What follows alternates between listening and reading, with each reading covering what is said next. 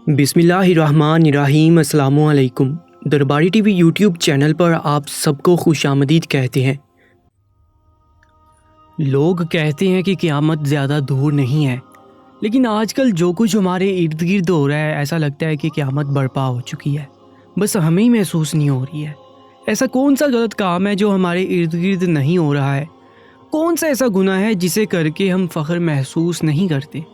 मेरी आज की ये कहानी भी ऐसी ही है जो आपके रोंगटे खड़े कर देगी। मेरा नाम दुआ है और मैं 14 साल की एक जवान लड़की हूँ, लेकिन जो कुछ मेरे इर्द गिर्द हो रहा था वो शायद मुझे समझ ही नहीं आ रहा था, क्योंकि मेरी अम्मा मेरे सामने दुल्हन बनी बैठी थी और मैं हैरत से अपनी माँ को तक रही थी। मैं इतनी छोटी नहीं थी कि ये बात ना समझ पाती कि मेरी माँ की दूसरी शादी हो रही है, लेकिन इतनी बड़ी भी नहीं थी कि इस बात को कबूल कर पाती। अपने बाप की जगह किसी दूसरे आदमी को बाप के तौर पर कबूल करना मेरे लिए बहुत ही मुश्किल बात थी, लेकिन ये मुश्किल उस वक्त अज़ाब बन गई जब सौतेले बाप के साथ साथ सौतेला भाई भी मेरी ज़िंदगी में शामिल हो गया। और देखते ही देखते मेरी ज़िंदगी और ये ज़मीन तंग पड़ गई। मेरी अम्मा रुखसत होकर नए घर जाने लगी तो मुझे भी अपने साथ ले गई। घर में दाखिल होते ही सबसे पहले एक लड़के ने आकर अम्मा को सलाम किया। अम्मा ने मोहब्बत से उसकी तरफ देखा और फिर मुझे देखकर कहने लगी, दुआ, ये तुम्हारा बड़ा भाई आतिफ है, आज से तुम अपने बड़े भाई के साथ प्यार मोहब्बत से रहना। अम्मा की बात पर मैं हैरान रह गई थी। अचानक ही मेरा बड़ा भाई कहाँ से आ गया था और फिर मुझे समझ आया कि वो मेरे सौतेले बाप का बेटा है, जिसे अम्मा ने मेरे बड़े भाई का दर्जा दे दिया है। मेरा भाई मुझे सर से पाँव तक बहुत अजीब सी नज़रों से देख रहा था। पता नहीं क्यों वो पहली मुलाकात में मुझे बिल्कुल भी पसंद नहीं आया था। अम्मा ने मुझे मेरे कमरे में छोड़ा और कहने लगी, आज से ये तुम्हारा कमरा है, मैं तुम्हारे अब्बा के साथ दूसरे कमरे में ही मौजूद हूँ, किसी चीज़ की ज़रूरत हो तो आवाज़ लगा देना। दूसरे अब्बा का सुनकर मेरी आंखों में आंसू आ गए थे। बस कुछ ही महीनों में हर रिश्ता बदल कर रह गया था। अम्मा मेरे सौतेले अब्बा के साथ अपने कमरे में चली गई और फिर थोड़ी ही देर बाद मुझे प्यास महसूस हुई तो मैंने देखा कि कमरे में पानी मौजूद नहीं था। मैंने अपनी अम्मा को आवाज़ लगाई, लेकिन अम्मा तो मेरी आवाज़ पर आई ही नहीं। पानी की प्यास बढ़ने लगी तो मैं खुद ही कमरे से बाहर निकल आई। ये घर मेरे लिए बिल्कुल नया था, इसलिए मैं अंधेरे में बावर्ची खाना तलाश कर रही थी कि अचानक ही किसी वजूद से टकरा गई और इससे पहले कि मैं ज़ोरदार चीख मारती किसी ने अपने हाथ से मेरा मुंह दबा दिया था। मेरा दम घुटने लगा था। फिर कोई मेरे कान के करीब हुआ और आहिस्ता से कहने लगा कि शोर मत मचाओ, अम्मा अब्बा परेशान हो जाएंगे। मेरी सांस बुरी तरह रुकने लगी थी और मैं आवाज़ से पहचान गई थी कि ये कोई और नहीं बल्कि मेरा भाई सौतेला भाई आतिफ है। मेरा रवां रवां कांप उठा था। मैंने खुद को छुड़वाने की कोशिश की तो उसने मुझे आहिस्ता से छोड़ दिया और कहने लगा, इतनी रात को कमरे से क्यों निकली हो? मैंने घबराकर उसे कहा कि मुझे पानी चाहिए था, तो वो खुद मुझे हाथ पकड़कर बावर्ची खाने में ले गया और पानी का गिलास मेरे हाथ में थमा दिया। उसकी नज़रें अब भी मेरे वजूद पर जमी हुई थीं और ऐसा लग रहा था जैसे वो मुझे नज़रों ही नज़रों में खा जाएगा। आतिफ कोई 22 साल का जवान लड़का था, जबकि मैं सिर्फ 14 साल की थी। उसकी नज़रों में एक अजीब सी तपिश थी, इसलिए रात के अंधेरे में मुझे उससे खौफ महसूस हो रहा था। वो एक दफ़ा फिर मेरे करीब हुआ, कहने लगा, दुआ, तुम्हें मुझसे डरने की कोई ज़रूरत नहीं है, अब तो मैं तुम्हारा बहुत कुछ लगता हूँ। आतिफ के लहजे ने मुझे डरा दिया था। उसका अंदाज़ मुझे बहुत कुछ बावर करवा रहा था। मैं छोटी ज़रूर थी, लेकिन इतनी भी नहीं कि उसके अंदाज़ न समझ पाती। मैंने बमुश्किल हलक से पानी उतारा और वापस भागकर अपने कमरे में आ गई। मेरा वजूद बुरी तरह कांप रहा था। पहली ही रात इस घर में मुझ पर बहुत भारी पड़ रही थी। मुझे कमरे में बैठे थोड़ी देर गुजरी थी कि कमरे का दरवाज़ा बजने लगा था। मेरा दिल सूखे पत्ते की तरह कांप रहा था। मुझे यकीन था कि दरवाजे पर आतिफ ही मौजूद होगा, इसलिए मेरा दरवाज़ा खोलने का कोई इरादा नहीं था। दरवाजे पर बार बार दस्तक हो रही थी और मैं अपने आप में सिमटती ही चली जा रही थी। मेरी आंखों में आंसू आ रहे थे, न जाने मैं कहाँ फंस गई थी। और फिर काफ़ी देर बाद मुझे अम्मा की आवाज़ सुनाई दी। वो मेरा नाम पुकार कर कह रही थी कि दरवाज़ा तो खोलो। दुआ, अम्मा की आवाज़ पर मेरी जान में जान आई और मैंने जल्दी से दरवाज़ा खोल दिया। अम्मा ने मुझे सीने से लगा लिया और डांटते हुए पूछने लगी कि मैंने इतनी देर क्यों लगा दी। मैंने झिझकते हुए अम्मा से कह दिया कि मुझे डर लग रहा था। अम्मा हंसकर कहने लगी, कोई बात नहीं, आज इस घर में तुम्हारी पहली रात है, اسی لیے میں نے ایک نظر اماں کے چہرے پر ڈالی جہاں مجھے خوشی نظر آ رہی تھی۔ اماں اپنی دوسری شادی پر بالکل مطمئن تھی، لیکن مجھے اپنے سوتیلے بھائی کی موجودگی پریشان کر رہی تھی۔ اماں مجھے دیکھنے کے لیے آئی تھی اور مجھے دیکھ کر واپس لوٹ گئی تھی۔ میں نے کمرے کا دروازہ دوبارہ اچھی طرح سے بند کر لیا تھا، لیکن پھر تو ہر رات ہی ایسا ہونے لگا تھا۔ میں شام ہوتی اپنے کمرے میں بند ہو جاتی اور اچھی طرح دروازہ بند کر لیتی، کیونکہ مجھے عاطف سے خوف محسوس ہونے لگا تھا۔ وہ سارا دن مجھے جن نظروں سے گھورتا تھا، وہ نظر مجھے اپنے وجود کے آر پار ہوتی محسوس ہوتی تھی۔ جیسے ہی اماں یہاں وہاں ہوتی، وہ زومانی لہجے میں میری خوبصورتی کی تعریف کرتا اور مجھے احساس دلانے کی کوشش کرتا کہ میں بچی نہیں ہوں بلکہ بڑی ہو گئی ہوں، اور اماں کی موجودگی میں ایسے شریف بن جاتا جیسے اس سے زیادہ نیک اور کوئی نہیں۔ اماں کی شادی کو ایسے ہی 1 مہینہ گزر گیا تھا، اور اس 1 مہینے میں اماں نے مجھے میرے سوتیلے باپ کے سامنے بہت ہی کم مانے دیا تھا۔ مجھے اس بات کا اندازہ ہو گیا تھا کہ میرا سوتیلا باپ مجھے بیٹی کے روپ میں نہیں اپنانا چاہتا تھا، اور اسی لیے اماں مجھے اس کی نظروں سے دور رکھتی تھی۔ دوسری طرف میرا سوتیلا بھائی اس قدر مجھے پریشان کرتا، میرے آگے پیچھے گھومتا کہ میں تنگ آ جاتی۔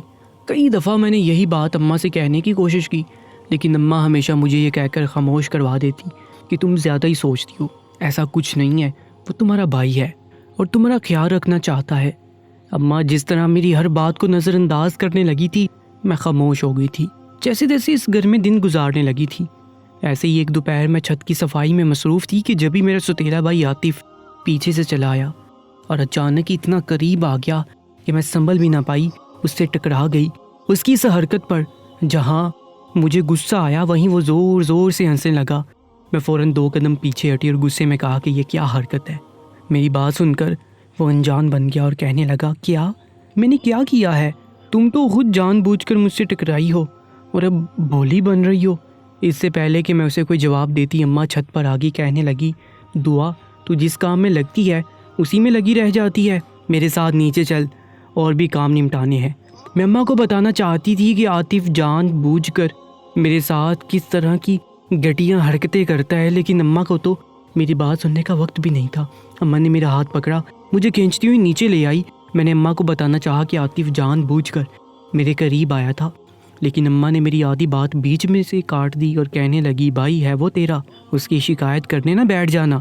ایک تو وہ تیرا اتنا خیال رکھتا ہے، اور تو ہے کہ ایسے ہی برا بلا کہتی رہتی ہے۔ جو تھوڑا بہت مذاق وہ کر لیتا ہے اسے دل سے نہ لگایا کر۔ اماں کی بات سن کر میری جان جل کر خاک ہو گئی تھی۔ اماں عاطف کے خلاف کچھ سننا ہی نہیں چاہتی تھی۔ پتہ نہیں انہیں عاطف پر بھروسہ تھا یا اپنے دوسرے شوہر کا خوف، اور عاطف تھا کہ جس نے میرا جینا حرام کر رکھا تھا۔ جہاں اسے موقع ملتا میرے قریب چلا آتا، مجھے تنگ کرتا، چھونے کی کوشش کرتا اور اپنی خواہش بیان کر کے میری جان نکال دیتا۔ میں اچھی طرح جانتی تھی کہ وہ مجھ سے کیا چاہتا ہے، کیونکہ کئی دفعہ اس نے واضح لفظوں میں اپنا مقصد میرے آگے بیان کر دیا تھا، لیکن یہ بات میں اماں کو نہیں بتا پائی تھی، اور اگر میں بتاتی بھی تو شاید اماں میری بات پر یقین نہیں کرتی، کیونکہ انہیں مجھ سے زیادہ اپنے سوتیلے بیٹے پر بھروسہ تھا۔ اور کیوں نہ ہوتا، میرے سوتیلے باپ نے اماں کو سر آنکھوں پر بٹھا رکھا تھا، اور یہی وجہ تھی کہ ان کا بیٹا بھی اماں کو جان سے پیارا ہو گیا تھا، اور میں سگی اولاد ہوتے ہوئے بھی نظر انداز ہو رہی تھی۔ شروع میں تو اماں میری شکایت سن کر عاطف سے کچھ سوال جواب کر لیتی تھی، لیکن جیسے جیسے وقت گزر رہا تھا، نہ جانے اماں کو کیا ہو گیا تھا، انہوں نے کبوتر کی طرح آنکھیں موند لی تھیں اور مجھے عاطف کے بھروسے چھوڑ دیا تھا۔ ایک دن اماں مجھے گھر چھوڑ کر بازار گئی، اور اتفاقاً عاطف کالج سے جلدی لوٹ کر گھر آ گیا۔ اسے تو موقع مل گیا تھا، نہ ہی اماں گھر پر تھی اور نہ ہی ابا۔ مجھے دیکھتی وہ میرے پاس آیا، کہنے لگا، دعا تم تو بہت خوبصورت ہو، اگر تم چاہو تو تمہاری یہ خوبصورتی تمہارے کام آ سکتی ہے، دیکھو نا، میری بات مان لو، آخر کب تک یوں ہی نخرے دکھاتی رہو گی؟ عاطف کی باتیں مجھے کچھ سمجھ آنے لگی تھی، اس لیے میں نے غصے میں کہا کہ آپ میرے بھائی ہیں، خدا کے لیے میرے ساتھ ایسی باتیں نہ کیا کریں۔ وہ مسکرا کر میرے قریب ہوا، کہنے لگا، بھائی ضرور ہوں، لیکن سوتیلا، یہ بات یاد رکھا کرو۔ عاطف نے اپنی انگلی سے میرے بالوں کی لٹ کو کان کے پیچھے کیا تو میری جان نکلنے لگی۔ وہ میرے اس قدر قریب آ چکا تھا کہ میرے لیے سانس لینا محال ہو رہا تھا۔ اسی وقت گھر کا دروازہ بجا اور دستک بتا رہی تھی کہ اماں لوٹ آئی ہے۔ میری جان میں جان آئی تھی۔ عاطف پیچھے ہٹا اور فوراً ہی اپنے کمرے میں چلا گیا تھا۔ میں نے بھاگ کر دروازہ کھولا اور اماں سے لپٹ گئی۔ میری اس حرکت پر اماں گھبرا گئی اور کہنے لگی، میں تھوڑی دیر کے لیے بازار کیا گئی، تو پاگل ہی ہو گئی ہے۔ میں نے روتے ہوئے اماں سے کہا کہ مجھے چھوڑ کر نہ جایا کرو، مجھے ڈر لگتا ہے۔ میری بات سن کر اماں نے مجھے सैकड़ों बातें सुना दी और कहने लगी कि जवान हो रही है और अकेले घर में डरती है। मैं कौन सा तुझे किसी जंगल में छोड़कर गई थी। मैं अम्मा को क्या बताती कि ये घर तो जंगल से भी ज़्यादा गैर महफूज हो चुका था, क्योंकि यहाँ मेरा भाई ही मेरा दुश्मन बन चुका था। अम्मा की ये दूसरी शादी मुझ पर बहुत भारी पड़ रही थी, क्योंकि मेरा भाई मेरी माँ को तलाक ना देता तो आज मैं एक पुरसुकून ज़िंदगी गुजार रही होती। लेकिन मेरे अब्बा को तो अपनी अय्याशियों से ही फुर्सत नहीं थी और अब्बा ने नशे की हालत में अम्मा को तलाक देकर ना सिर्फ अम्मा की बल्कि मेरी ज़िंदगी भी बर्बाद कर दी थी। मेरा सगा बाप जैसा भी था वो मेरा मुहाफिज था और उसके होते हुए मैंने कभी खुद को गैर महफूज तस्वुर नहीं किया था। लेकिन अम्मा की इस दूसरी शादी को पूरे 2 महीने होने वाले थे और मेरे सुतेले अब्बा ने मुझे 2 दफ़ा भी मोहब्बत से नहीं देखा था, बल्कि ऐसा लगता था जैसे उन्हें इस घर में मेरा वजूद ही गवारा नहीं हो। वो जब भी मुझे अम्मा के आसपास देखते या अम्मा मेरे करीब होती तो फ़ौरन अम्मा को आवाज़ देकर बुलाते और अपने साथ कमरे में ले जाते। उनकी मौजूदगी में मैं और अम्मा खुलकर बात तक नहीं कर सकते थे। पता नहीं उन्हें मुझसे किस बात का बैर था, जबकि अम्मा तो आतिफ को सगी माँ से भी ज़्यादा प्यार दे रही थी। सुतेले बाप की इस रवैये ने मुझे उनसे बहुत बदज़न कर दिया था और उनकी मौजूदगी में खुद अम्मा से दूर रहने लगी थी। मैं इस घर में एक एक दिन बहुत मुश्किल से गुजार रही थी। मेरा बस चलता तो यहाँ से कहीं दूर भाग जाती और फिर कभी पलट कर ना आती, लेकिन ये सब मेरे बस में नहीं था। और फिर ऐसे ही एक शाम आतिफ एक काली थैली लेकर मेरे पीछे छत पर चला आया। मेरी तरफ बढ़ाकर कहने लगा कि ये लिबास मैं तुम्हारे लिए लाया हूँ, ये तुम्हारे खूबसूरत गोरे चिट्टे वजूद पर बहुत अच्छा लगेगा। तुम इसे पहनकर मेरी ख्वाहिश पूरी कर दो, या आखिर कब तक यूं ही मुझे परेशान करती रहोगी। आतिफ की बात सुनकर मेरी जान निकल गई थी। उसने ज़बरदस्ती थैली मेरे हाथ में थमा दी और कहने लगा, मैं रात को तुम्हारा इंतज़ार करूँगा। ये कहकर वो तो नीचे चला गया, लेकिन मेरे हाथ पाँव काँपने लगे। मैं जल्दी से भागकर अपने कमरे में चली आई और थैली खोल कर देखी तो मेरी रही सही ओसान भी ख़ता हो गई। मैं सोच भी नहीं सकती थी कि वो इस कदर गिरी हुई हरकत भी कर सकता है। मैंने जल्दी से उस लिबास को अलमारी में बंद कर दिया कि कहीं अम्मा की नज़र ना पड़ जाए। वो सारा दिन मैं कमरे से ही बाहर ना निकली और शाम होती ही मैंने अंदर से कुंडी भी लगा ली। अम्मा ने मुझे लाग खाने के लिए बुलाया, लेकिन मैंने साफ इनकार कर दिया और इस दिन के बाद से मैं यही कोशिश करने लगी कि जब जब आतिफ घर में मौजूद होता मैं अपने कमरे से ही बाहर ना आती, क्योंकि अब मैं अच्छी तरह उसका मकसद जान चुकी थी। लेकिन मुझे क्या मालूम था कि मैं ज़्यादा दिन उससे बचने वाली नहीं हूँ। अम्मा और अब्बा दोनों किसी शादी में गए हुए थे और आतिफ भी अपने दोस्तों में निकला हुआ था, इसीलिए मैं बड़े सुकून से घर के कामकाज कर रही थी। मुझे तसल्ली थी कि कोई मुझे तंग करने वाला नहीं है, लेकिन ये मेरी गलत फहमी साबित हुई थी। मैं आधे घंटे बाद जब बावर्ची खाने से काम निपटाकर कमरे में आई तो ये देखकर मेरी जान निकल गई कि मेरा सुतेला भाई मेरे बिस्तर पर लेटा हुआ था और मुझे देखते ही उसके चेहरे पर मुस्कुराहट आ गई थी। वो कब लौट कर घर आया था मुझे पता ही नहीं चला था। शायद मैं कामों में बहुत ज़्यादा मसरूफ़ थी या फिर वही दबे पाँव लौटा था। उसकी नज़रें मेरे वजूद पर जमी हुई थी और मैं उसकी मुस्कुराहट और उसकी नज़रों में छुपा मफहूम बहुत अच्छी तरह समझती थी और इसी वजह से मेरे होश उड़ गए थे। अम्मा भी घर में नहीं थी, ऐसे में उसका मेरे कमरे में होना मेरे लिए बहुत ही परेशानी की बात थी। मैंने हकलाते हुए भाई से कहा कि अम्मा की गैर मौजूदगी में आपका मेरे कमरे में आना ठीक नहीं है, आप अभी और इसी वक्त मेरे कमरे से निकल जाएं। अगरचे मैं जानती थी कि ये सब बातें उसके नज़दीक बेमानी हैं, लेकिन मैं अपनी सी कोशिश कर रही थी। आतिफ ने मुस्कुराकर मेरी तरफ देखा और कहने लगा, मैंने तुम्हें इतना खूबसूरत लिबास ला कर दिया था, मुझे उम्मीद थी कि तुम मुझे ज़रूर पहन कर दिखाओगी, लेकिन तुम्हें तो मेरे तोहफ़ों की कदर ही नहीं है। ऐसा भी क्या मांग लिया मैंने तुमसे जो इतना गुस्सा हो रही हो? जाओ, अभी घर में कोई नहीं है, जल्दी से मुझे वो लिबास पहन कर दिखाओ। आखिर को तुम इतनी खूबसूरत हो, तुम्हारे वजूद पर वो लिबास कितना जचेगा। आज हम दोनों मिलकर आसानी से वो काम कर सकती हैं जिसके लिए मैं इतने दिनों से इंतज़ार कर रहा हूँ।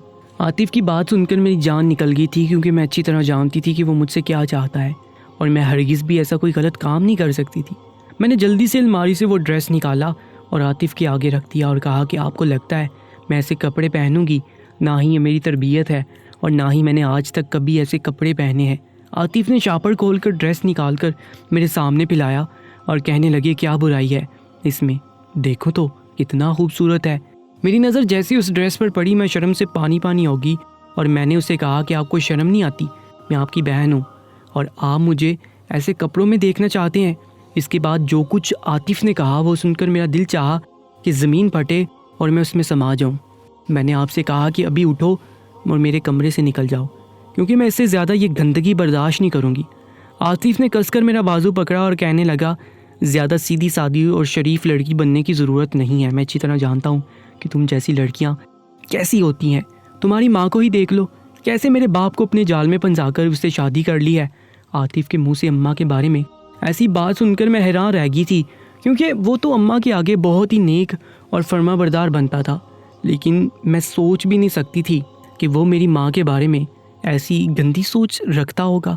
عاطف نے غصے میں میرے آگے کھل کر اپنا مقصد بیان کیا اور کہنے لگا کہ اگر تم نے میری بات نہیں مانی تو میں اپنے باپ کو تمہاری بد کرداری کے ایسے قصے سناؤں گا کہ وہ تمہیں تمہاری ماں کے ساتھ اس گھر سے باہر نکال دے گا. میں نے روتے ہوئے عاطف سے کہا کہ ایسا ہرگز بھی نہ کرنا. پہلے ہی میرے سگے باپ نے ہمیں در در کی ٹھوکریں کھانے کے لیے چھوڑ دیا ہے, اور اب تمہاری وجہ سے ایک دفعہ پھر ہم بے آسرا ہو جائیں گے. عاطف کہنے لگا تو پھر میں چھوٹی سی فرمائش پوری کر دو. میں تم سے چاہتا ہی کیا ہوں, بس یہی نا کہ تم یہ لباس پہن لو اور یہ ویڈیو بنوا لو. تمہارا کیا جاتا ہے؟ میں نے تم سے کہا ہے کہ تم اپنا چہرہ چھپا لینا. میں صرف تمہارے وجود کو کیمرے میں قید کروں گا. دیکھنا ایک ایک ویڈیوز پر لاکھوں ویوز آئیں گے اور تمہاری اس خوبصورتی سے ہم دونوں ہی بہت پیسہ کما لیں گے. میں نے روتے ہوئے عاطف کے آگے ہاتھ جوڑ دی اور کہا کہ میں ایسے خاندان سے تعلق نہیں رکھتی جہاں ایسی بے حیائی ہوتی ہو. میں کوئی ویڈیو نہیں بنوا سکتی, اور یہ اتنا نیم برہنہ لباس پہننے کے بارے میں تو میں سوچ بھی نہیں سکتی. عاطف غصے سے میرے قریب آیا اور کہنے لگا کیا تم جانتی ہو مجھ پر ہزاروں روپے کا قرضہ چڑھا ہوا ہے؟ میں کتنی دفعہ جوا ہار چکا ہوں, اور اب اگر میں نے پیسے نہ چکائے تو ہم سب کا بہت برا انجام ہوگا. اس لیے میری بات مانو اور اپنا چہرہ چھپا کر ایسی ویڈیو بناؤ کہ لوگ تمہیں دیکھتے رہ جائیں اور ہم بہت پیسہ کما لیں. اگر تم نے اپنی مرضی سے یہ سب نہ کیا تو میں تمہارے ساتھ زبردستی کروں گا اور وہ سب بھی کمرے میں ہی ریکارڈ کروں گا. لمبا چوڑا عاطف مجھے بری طرح دھمکا رہا تھا اور میں اس کے آگے کھڑی کانپ رہی تھی. میرے پاس کوئی راستہ نہیں تھا. وہ زبردستی مجھے وہ لباس پہننے پر مجبور کر رہا تھا اور میں اس کے آگے گر گرا رہی تھی, لیکن اسے تو مجھ پر رحم ہی نہیں آ رہا تھا. وہ مجھے پیسے کمانے کے لیے استعمال کرنا چاہتا تھا, اور یہ بات بہت پہلے ہی وہ مجھے بتا چکا تھا. اور اس سے پہلے کہ میں اس کی دھمکیوں میں آ کر کوئی غلط کام کر بیٹھتی, دروازے پر زور زور سے دستک ہونے لگی. دروازہ بجنے کی آواز پر عاطف کمرے سے باہر نکل گیا تھا, اور جیسے ہی میں نے بھاگ کر دروازہ کھولا تو سامنے کھڑی پولیس کو دیکھ کر میرے اوزان خطا ہو گئے. پولیس والے مجھ سے عاطف کے بارے میں پوچھ رہے تھے. میں نے انہیں بتا دیا کہ وہ گھر میں ہی موجود ہے. انہوں نے عاطف کو گرفتار کر لیا تھا. میرے پوچھنے پر مجھے بتایا تھا کہ اس نے اپنے دوستوں کے ساتھ مل کر کچھ لڑکیوں کی زبردستی نازیبا ویڈیوز بنا کر انہیں انٹرنیٹ پر اپلوڈ کیا ہے, اور سائبر کرائم کے ایکٹ کے تحت انہیں گرفتار کیا جا رہا ہے. وہ اور اس کے دوست اسی طرح کی ویڈیوز بنا کر لاکھوں روپیہ کما رہے تھے, اور وہ مجھے بھی اپنے اس مقصد کے لیے استعمال کرنا چاہتے تھے. پولیس والے اسے لے جا چکے تھے, اور میں خدا کا شکر ادا کر رہی تھی کہ خدا نے میری عزت بچا لی تھی. جب اماں ابا شادی سے لوٹ کر گھر آئے اور انہیں عاطف کی گرفتاری کا پتہ چلا تو ابا فوراً پولیس اسٹیشن بھاگے اور اماں نے مجھے سینے سے لگا لیا. میں نے اماں کو ساری بات بتائی تو اماں کے ہوش ٹھکانے آ گئے. اماں نے مجھ سے معافی مانگی کہ انہوں نے اپنے نئے رشتے کو بچانے کے لیے میری ہر بات کو نظر انداز کر دیا, اور اگر آج پولیس وقت پر نہ آتی تو شاید میں بھی بے آبرو ہو چکی ہوتی. عاطف آج بھی جیل کی سلاخوں کے پیچھے ہے, کیونکہ سائبر کرائم کے تحت اس پر بہت بڑے بڑے مقدمات درج کیے گئے ہیں, اور ابا چاہ کر بھی اسے ضمانت نہیں دلوا پائے ہیں. کم سے کم وقت میں زیادہ پیسہ کمانے کے لالچ میں جو غلطی عاطف اور اس کے دوستوں نے کی تھی, اب شاید انہیں ساری زندگی اس کی سزا بھگتنی ہے. عاطف کے چلے جانے کے بعد میرے سوتیلے ابا مجھ سے محبت کرنے لگے ہیں, اور میں یہ بات اچھی طرح سے جان گئی ہوں کہ جہاں سوشل میڈیا کا اچھا استعمال ہے وہیں بہت ہی گندا اور گھنونا استعمال بھی ہے, اور یہ ہم پر منحصر ہے کہ ہم اسے کس طرح استعمال کرتے ہیں. لیکن ہمیں یہ بات ضرور یاد رکھنی چاہیے کہ سوشل میڈیا کا غلط استعمال ہمیں جیل کی سلاخوں کے پیچھے بھی پہنچا سکتا ہے, کیونکہ سرکاری طور پر سائبر کرائم کے بہت سارے سخت قوانین بنا دیے گئے ہیں.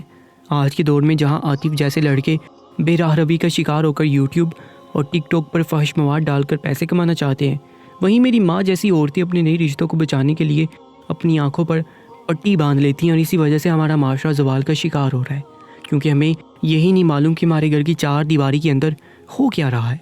آج کل ہر بچے کے ہاتھ میں موبائل فون موجود ہے, اور اس کا استعمال کیسے ہو رہا ہے اس کی خبر شاید ماں باپ کو بھی ٹھیک طرح سے نہیں ہے. میری آج کی کہانی میں بہت سے سبق پوشیدہ تھے.